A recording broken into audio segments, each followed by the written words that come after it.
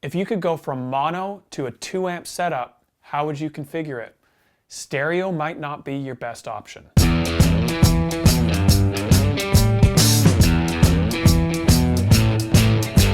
With the rise of some pretty incredible amp simulators coming onto the market for guitar players, running more than one line is becoming more and more common.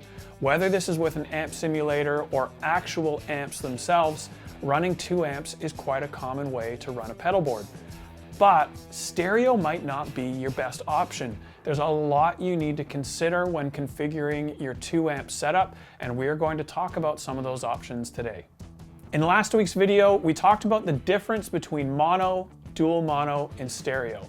I highly recommend you watch it because it sets up this video quite well. So if you are moving on to a 2 amp setup, you need to consider between dual mono, stereo, and now wet dry, what is the best setup for your rig? A quick recap on last week. Dual mono is the same information sent to both amps, but you can mix and match amp types. You can slightly delay the second amp to make it sound even bigger, and is just a great option to have up your sleeve for a varied sound. Stereo means that there's different information being sent to both amps. You might get a ping-ponging delay, for example. It sounds wide, it sounds big, and again, you can mix some of those amps. Lastly, wet dry, to recap from our Everything Wet Dry Wet series. After your last dry effect, maybe that's an overdrive, you split your signal. One side of that split goes to a dedicated amp for dry.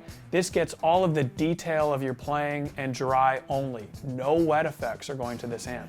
The other side of that split feeds your wet effects, maybe your delays, your reverbs, your chorus, and then goes out to an amp in mono that takes care of only the wet effects.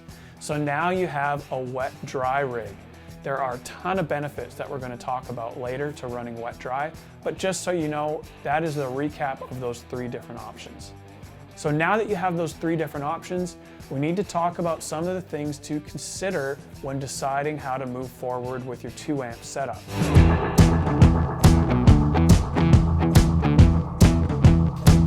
The first thing we need to talk about is venue. Are you going to be playing live or recorded?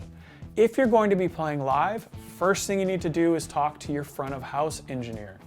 If they are going to be mixing in stereo or utilizing your stereo setup, maybe a stereo rig is great for you. If they aren't, which is more common than you might think, then maybe consider dual mono or wet dry. Again, we are going to go over audio examples of this later in the video, but for now, this is just an overview of things you should consider.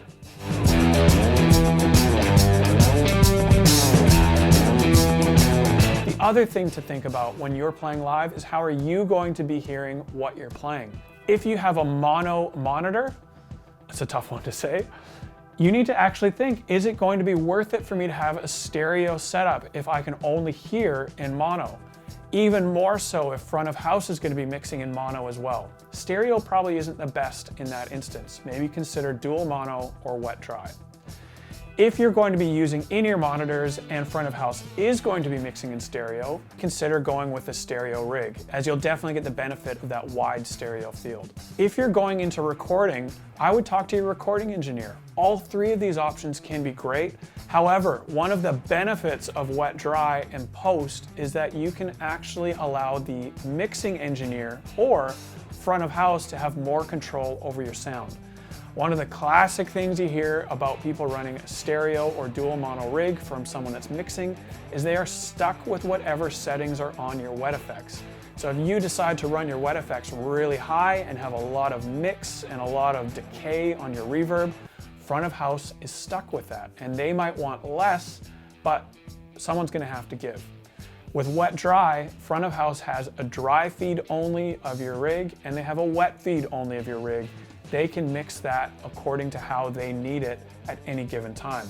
At the same time, you can mix it however you like at any given time in monitors.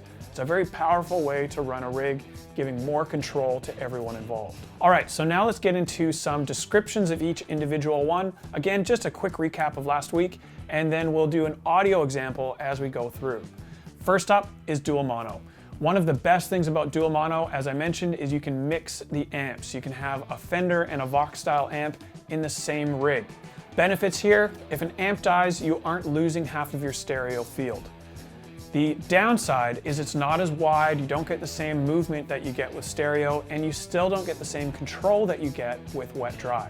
One of the perks here though is you can actually delay one of your amps by a few milliseconds and get a bigger overall sound. First, dual mono without the delay, then dual mono with a 4-second delay.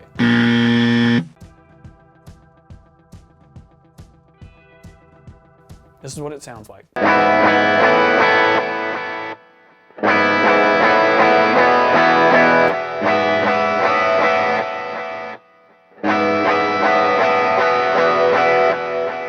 Sounds pretty good. That 4-second delay on the second amp, just so everything is trailing as we play, makes it sound a little bit bigger, and it's not all that complicated to implement. You can do that with a double tracker live, or you can do it in post if you're recording. Next up is stereo. So now we have a stereo rig. Again, just recapping from last week, if one of your amps dies, you're going to lose half of your stereo field. While we're playing this audio example, to simulate this, just pull out one ear and you'll only be able to hear half the stereo field. The benefit to stereo is you get huge movement in between amps. Your guitar really stands out in a mix if done properly, and it just sounds really good as the player while you're playing as well. It really can take over, which is what we want for guitars. This is what a stereo rig sounds like.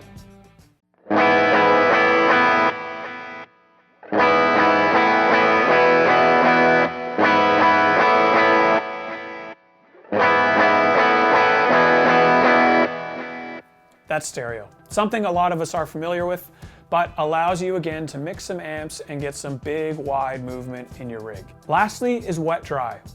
This is where we have one amp dedicated to your wet effects, maybe your delay, reverb, tremolo, chorus, and one amp dedicated only to your dry effects, overdrives, fuzz, compression, stuff like that. Again, this means that front of house can mix how they want to hear your guitar, and you on the other end can mix your monitors how you want to hear your guitar. Everyone gets more control. So wet-dry is a powerful option to have both for recording and for live use. But again, it needs to be something that is going to work for your context. Think this through and do some experimenting. Without further ado, here's an audio example of wet-dry.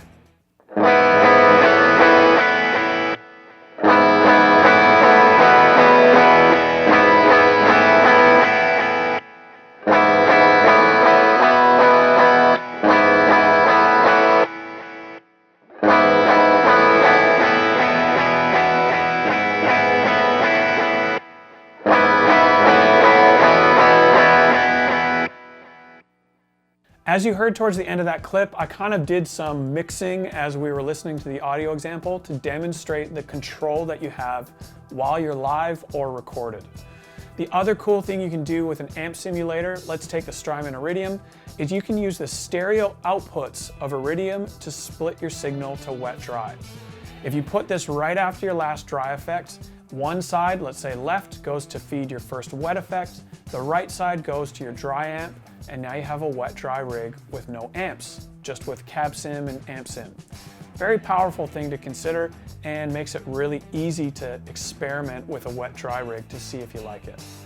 Today, we have been talking about how to add a second line to your rig and how to configure it. Really consider which one's best for you, and honestly, if you're in doubt, do some experiments. Chat to someone that you trust, maybe a front of house engineer or someone that you've done recording with, and find out what rig will work best for your context. There's a lot to consider as always, and even more experimenting to do so you can figure out what really is best for your rig. I hope you've enjoyed today's video. Put your comments below, and we'll see you next week.